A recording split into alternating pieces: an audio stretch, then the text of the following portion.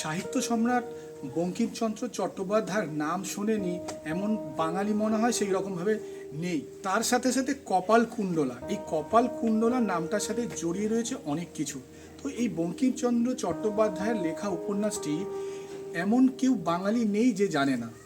ঠিক 1966 সালেই উনি যখন এখানে ডিস্ট্রিক্ট ম্যাজিস্ট্রেট হয়ে এসেছিলেন তখন কিন্তু সেই উপন্যাসটি এই কপালকুণ্ডলাকেই ঘিরেই উনি লিখেছিলেন এবং বাস্তবের সাথে কিন্তু সম্পূর্ণভাবেই সেটা আজকের দিনে দাঁড়িয়ে বাস্তবে কিন্তু পুরোপুরি।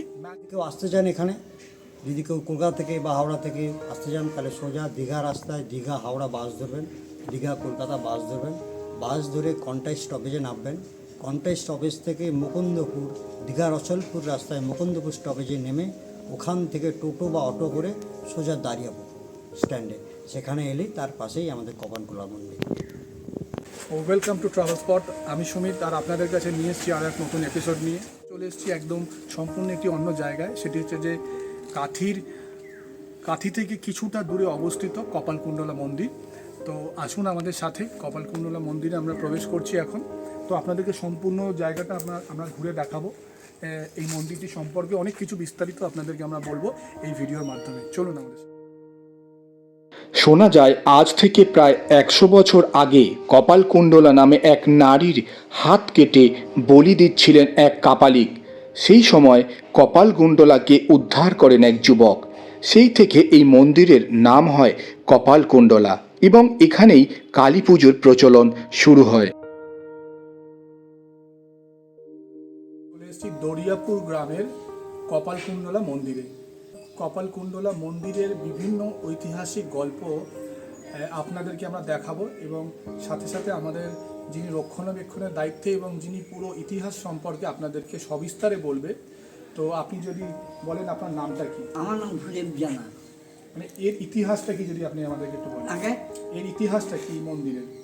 ইতিহাসটা হচ্ছে সাগর সঙ্গম নবকুমার সাগর গেছিল, সাগর থেকে যখন ফিরে এলো ঘাটে নৌকো ভিড়লো, ভিড়ার পরে রান্না হবে জারণ নেই, তখন নবকুমার গেল জারণ আনতে গিয়ে নবকুমার আর ফিরলো না। নৌকোর লোক ভাবলো একে বাঘে খেয়ে গেল, একে কিন্তু বাঘে খায়নি, ফিরে এসেছিলো।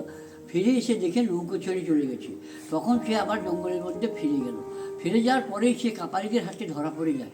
কাপালিক তাকে নিয়ে এসেছিল বলি দেওয়ার জন্য, কিন্তু কাপালিকের দিয়ে পালিত কন্যা কপালকুণ্ডলা সে মেয়েটা ভাবলো এই যুবককে রাত্রিতে বলি দিয়ে দেবে, তখন সে তাকে নিয়ে পালিয়ে গেল।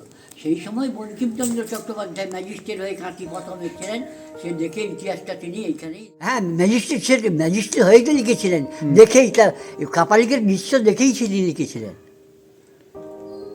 কোনো তো নদীতে পেয়েছিল, ছোট্ট মেয়েকে, বাচ্চা মেয়েকে কাপালি পেয়েছিল, তাকে সেই বড় করেছিল সেই সেটাকে সঙ্গে রেখেছিল 250 বছর। কপালকুণ্ডলা বই সিনেমা হচ্ছে এইখানেই, রঞ্জিত মল্লিক, মহুয়া, অজিতেশ বন্দ্যোপাধ্যায় এইখানেই শুটিং করছে।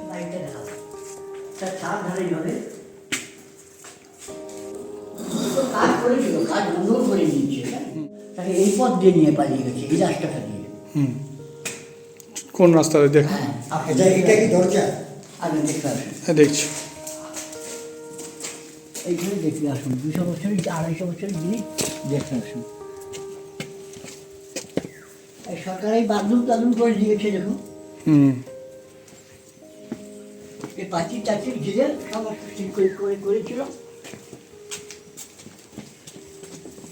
আমি বাবু দেখাশোনা করি, আমাকে মাইনা দিয়েও রাখেনি, কিন্তু আমাকে আমার ঠাকুরদার বাবার সম্পত্তি যখন সরকার দান করেছিল তখন তার জন্য তারা কেউ নেই, তখন আমাকে এই জিনিসটা করতে হয়। আচ্ছা দেখুন বাবু, এইখানে চলে আসুন, এইখানে দেখবেন একটা আঙুল মারুন, একটা পেরেক যায় না, পেরেক ভেঙে যাবে না। এটা কি এত শক্ত? চুন সুরকির, যারা কলকাতার বাবুরা বলে এইসব চুন, আগেকার চুন সুরকি। আর এই ইটটাও দেখুন, এখনকার ইটও নয়, বহু পুরনো এই ইটটা, যার নিদর্শন দেখলে বোঝা যায় প্রায় 200 থেকে 250 বছরেরও পুরনো এই মন্দিরটি। হ্যাঁ। আচ্ছা, এই মন্দিরে কি এখন পুজো হয়? না, পুজো সরকার করতে দেয় না। এটাও কাজ আরম্ভ হয়েছিল, কিন্তু এই করোনার জন্য কাজটার বন্ধ ছিল, আবার কাজ হবে। অন্যদিকে 1860-এর দশকে মেদিনীপুরের তৎকালীন ডেপুটি ম্যাজিস্ট্রেট বঙ্কিমচন্দ্র আসেন এই দরিয়াপুর গ্রামে। মন্দিরের সামনেই এক বাড়িতে তিনি থাকতেন, আর সেখানেই থাকতেন ওই কাপালিক ও কপালকুণ্ডলা। সেই সময় কাছেই ছিল সাগরদ্বীপ। সে সময় বঙ্কিমচন্দ্রকে সমুদ্র মোহনায় হোমযজ্ঞের জন্য প্ররোচিত করে ওই কাপালিক। তিনি যাতে সেখানে না যান সেই জন্য তাকে সাবধান করতে আসেন সাদা বস্ত্র পরা এক মহিলা, যার পরিচয় জানা যায়নি। এরপর থেকেই তৈরি হয় কপালকুণ্ডলা।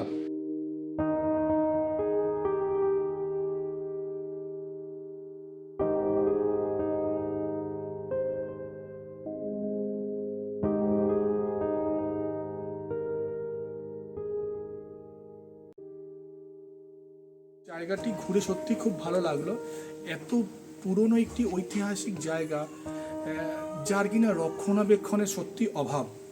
মানে এই ধরনের একটা হেরিটেজ প্লেসকে আমাদের গভর্নমেন্ট থেকে একটু নজর দেওয়া উচিত, যে এই ধরনের হেরিটেজ প্লেসগুলো যদি আমরা এখন থেকে রক্ষণাবেক্ষণ না করতে পারি, তাহলে আগামী দিনে এর কতটা আমরা আগামী দিনে কতটাকে এটা ঠিকঠাক রাখতে পারবো হয়তো আমাদের জানা নেই। জায়গাটা খুব ভালো লেগেছে এবং মনের দিক থেকে খুব আনন্দ পেলাম। কপালকুণ্ডলা নামটা পড়েছি বিজ্ঞান ইতিহাসে, বাংলায় সব জায়গায় শুনেছি।